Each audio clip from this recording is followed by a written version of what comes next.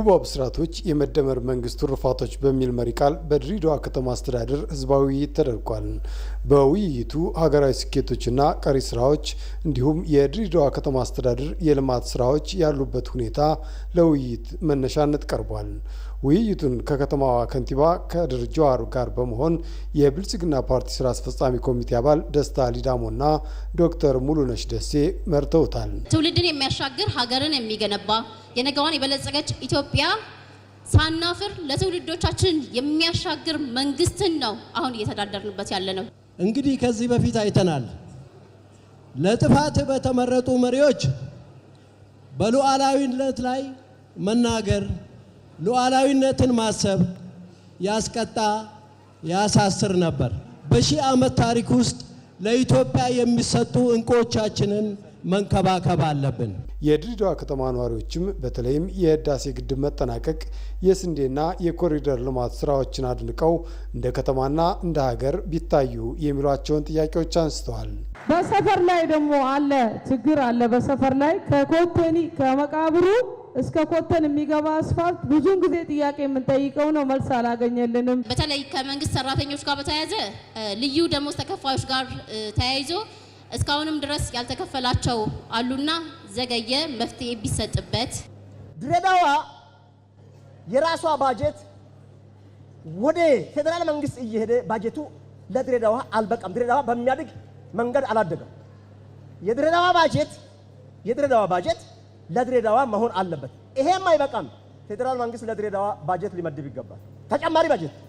እጅግ የምንወዳቸው ጠቅላይ ሚኒስትራችን በተለያዩ ክልሎች ላይ የሚሰሯቸው በራሳቸው ተነሳሽነት የሚሰሯቸው ኢኒሼቲቮች አሉ።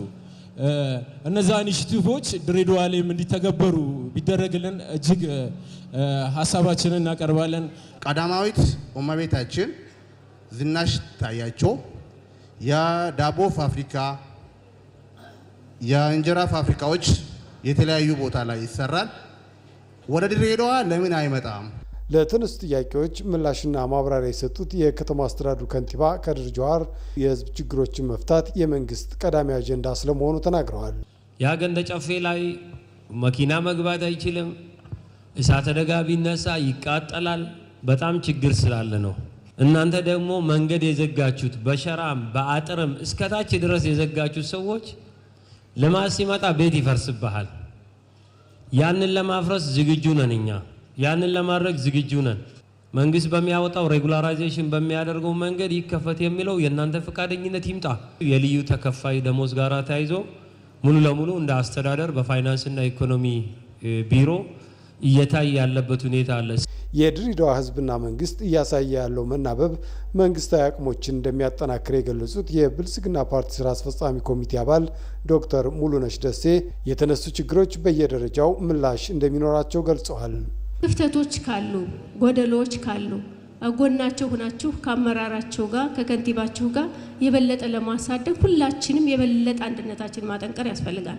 በተለይ ደግሞ አመራሩ ቀንም ሌትም 24 ሰዓት ትብብርን ይጠይቃልና እዚህ ላይ ያላችሁን ትብብር የበለጠ አጠንክራችሁ እንደምትቀጥሉ ከጎን ሆናችሁ እንደምትደግፉትና ከፍ ያለች ድሬዳዋን በቅርቡ እንደምናይ እምነቴ ነው። ኢትዮጵያ በፈጣን ሁኔታ እያደገች ነው እንጂ ብልጽግና ላይ አልደረሰችም ያሉት የብልጽግና ፓርቲ ስራ አስፈጻሚ ኮሚቴ አባል ደስታ ሊዳሞ በበኩላቸው ህዝብና አመራሩ በጋራ ሊሰራ ይገባል ብለዋል።